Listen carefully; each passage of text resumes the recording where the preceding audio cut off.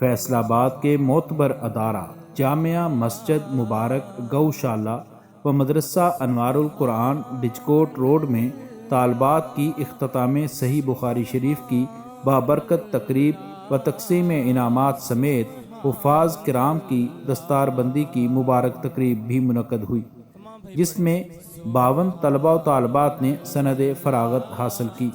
منتظمین پرنسپل ادارہ حافظ شاہد ندیم اور انس نور نے نقابت کے فرائض انجام دیے۔ صحیح بخاری شریف کی آخری حدیث کا درس دیتے ہوئے شیخ الحدیث جامعہ اسلامیہ امدادیہ مفتی محمد طیب نے فرمایا کہ قرآن مجید اللہ تعالیٰ کی کتاب اور رسول اللہ خاتم الانبیاء حضرت محمد مصطفیٰ صلی اللہ علیہ وآلہ وسلم اس کی عملی تفسیر ہیں۔ صرف قرآن مجید کی آیات کو لے کر حدیث و سنت رسول صلی اللہ علیہ وسلم چھوڑ دی جائے تو پیدائش سے قبر تک کے کسی معاملے اور حکم کی سمجھ نہیں آ سکتی۔ قرآن مجید میں حکم دیا گیا جبکہ سنت رسول صلی اللہ علیہ وسلم میں طریقہ سکھایا گیا۔ ہر مسلمان کو قرآن و سنت پر مکمل اعتماد و یقین ہونا چاہیے۔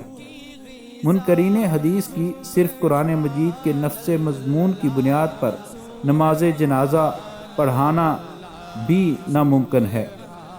بزرگ عالم دین بانی جامعہ دارالقرآن قاری محمد یاسین نے سفر کی تھکاوٹ کے باوجود اپنے صاحبزادگان کے ہمراہ تقریب میں شرکت کر کے سرپرستی کا حق ادا کر دیا۔ انہوں نے تحصیل علم سے فراغت والے طلباء کو مبارکباد دی اور نصیحتیں فرمائیں۔ طلباء نے سیرت النبی صلی اللہ علیہ وسلم کا خاکہ پیش کیا اور خوبصورت انداز میں شجرہ طیبہ کا مکالمہ بھی کیا، جسے حاضرین نے خوب سراہا۔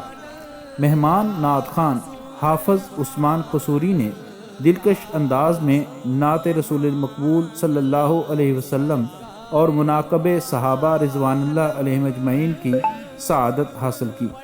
تقریب میں صاحبزادہ قاری حبیب الرحمن، قاری جمیل الرحمن، مفتی شعیب امین، قاری یونس رحیمی، قاری عبد الرحیم بلوچ، JUI کے حافظ ناصر گجر، قاری ارباب سکندر، حافظ اطہر نسیم، صحافی سید ذکر اللہ حسنی، سینئر رہنما اور مختلف مکاتب فکر کے سرکردہ احباب نے شرکت کی۔